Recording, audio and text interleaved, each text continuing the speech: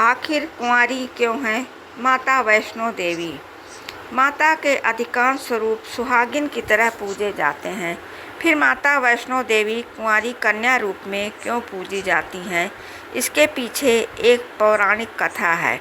कथा इस प्रकार से है। त्रेता युग की बात है। दक्षिण भारत के रामेश्वरम में समुद्र तट पर एक सुंदर गांव था।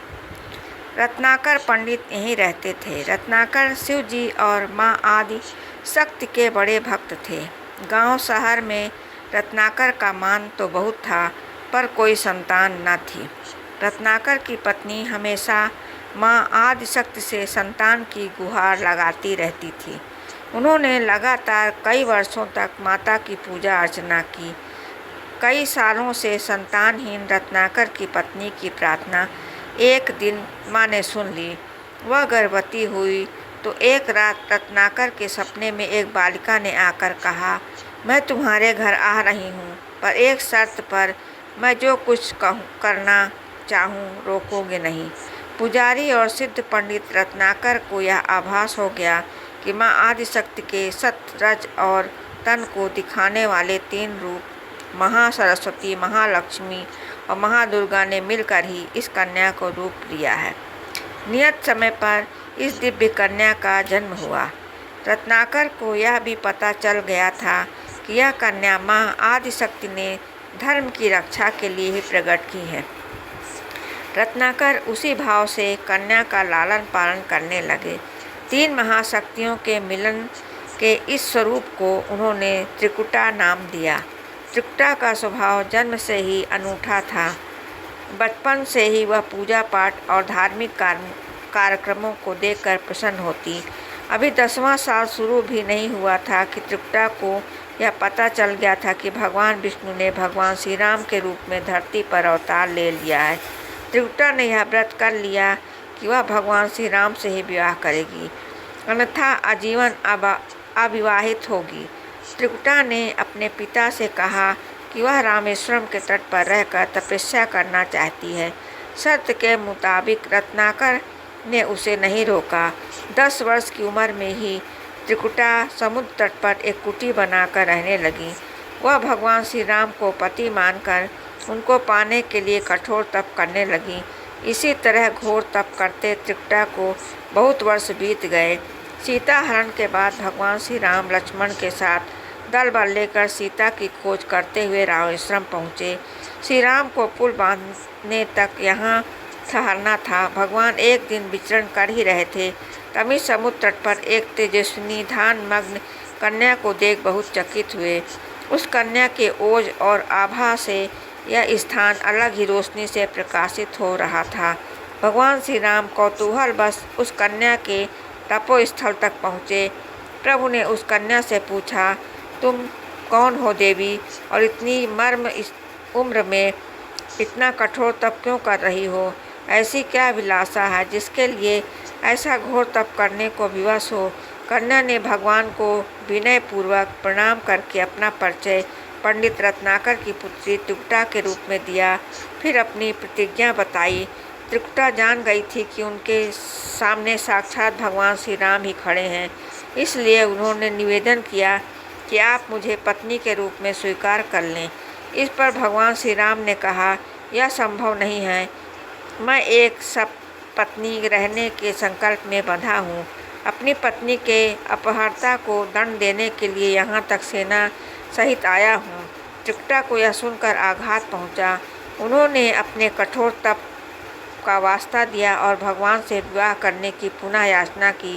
त्रिकुटा ने कहा, प्रभु, क्या मेरा यह तप व्यर्थ हो गया? मेरे तप में यह शक्ति नहीं कि आपको प्राप्त कर सकूं। मेरा तप अभी कम है, तो मैं इसे और कठोर करूंगी। तब तक जारी रखूंगी जब तक मेरी अभिलाषा पूरी नहीं हो जाती। भगवान ने कहा, जब मैं सीता का पता लगा कर लौटूंगा तब तुम्हारे पास आऊँगा। यदि तुम मुझे पहचान लोगी तो मैं तुम्हारी इस बात पर सही निर्णय करूँगा। त्रिकुटा को इस बात से बड़ी प्रसन्नता हुई कि उनका तप सफल है।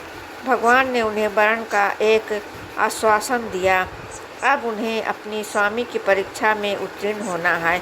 इस प्रसन्नता के भाव से भरकर त्रिकुटा का उत्साह और बढ़ गया। उन्होंने और तप करना आरंभ किया।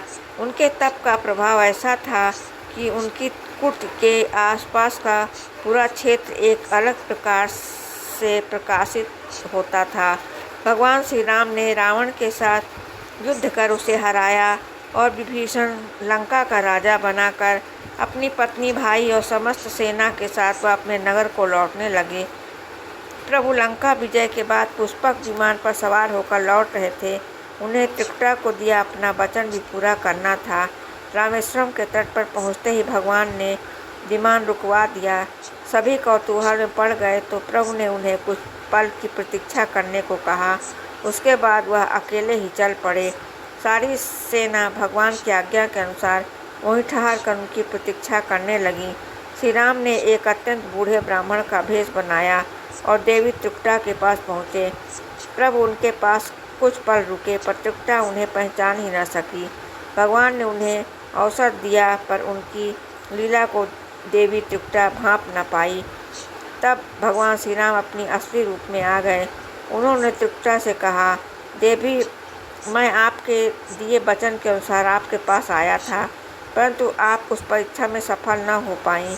वैसे भी इस जन्म में सीता के विवाह कर मैंने यह पत्नी व्रत का प्रण लिया है, इसलिए तुम्हारे साथ विवाह तो असंभव ही था। देवी त्रिकुटा कुछ निराश हो गई। भगवान ने उनकी मनोस्थिति समझ ली और मधुर वचन में बोले। भगवान ने कहा, आपको निराश होने की आवश्यकता नहीं है। आपका संकल्प पक्का है, इसलिए मैं इसे खाली नहीं जाने दूंगा। इस युग में मैं व्रतधारी होने के कारण विवश हूँ। कलयुग में मैं जब कल्कि के रूप में अवतार लूँगा, तब मैं तुम्हें अपनी पत्नी के रूप में अवश्य स्वीकार करूँगा।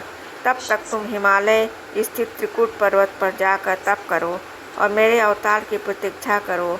भगवान ने उन्हें वरदान देते हुए कहा, तुम भक्तों के कष्ट और दुखों का नाश करते हुए इस संसार का कल्याण करती रहो। विष्णु का अंश होने, उनके कुल के अवतार होने तथा विष्णु पूजक होने के नाते सारा संसार तुम्हें माता वैष्णो देवी के रूप में पूजेगा। कलयुग में तुम्हारे लिए कुछ भी अदेय नहीं होगा। जो भी भक्ति भाव से तुम्हारी पूजा अर्चना करेंगे, उन्हें तुम सर्वस्व प्रदान करोगी। भगवान श्री राम यह वरदान देकर चले गए। त्रिकुटा श्री राम से मिले इस वचन से अत्यंत प्रसन्न थी। उन्होंने प्रभु के आदेश अनुसार संसार के कल्याण का संकल्प लिया। त्रिकुटा उत्तरी भारत के माणिक पर्वत श्रृंखला की 3 पहाड़ियों के वाले त्रिकुट पर्वत पर तप के लिए आ गई। वहीं माता वैष्णो देवी के नाम से विराजमान है। श्री हरि का वरदान होने के कारण माता वैष्णवी माता भक्तों की सभी मनोकामनाएं पूरी करती हैं, इसलिए माता का स्वरूप कुमारी का है। वह श्री हरि के कल्प के अवतार की प्रतीक्षा कर रही है। इस अवतार के बाद भगवान उन्हें स्वीकारेंगे और संभव है कि माता वैष्णो देवी को किसी अन्य धाम पर भी स्थान दें, उन्हें कुछ अन्य दायित्व भी दें। यह कथा लोकश्रुति पर आधारित है और दक्षिण भारत की बहुत ही प्रसिद्ध लोकश्रुति है। माता वैष्णो देवी के पास श्रद्धापूर्वक भक्ति के साथ आने वाले भक्तों की मनोकामना मातावश्य पूर्ण होती है। आशा करती हूँ कि माता वैष्णो देवी सबकी मनोकामना पूरी करें और सबकी मन की इच्छा पूरी करें। जय माता वैष्णो देवी की जय हो।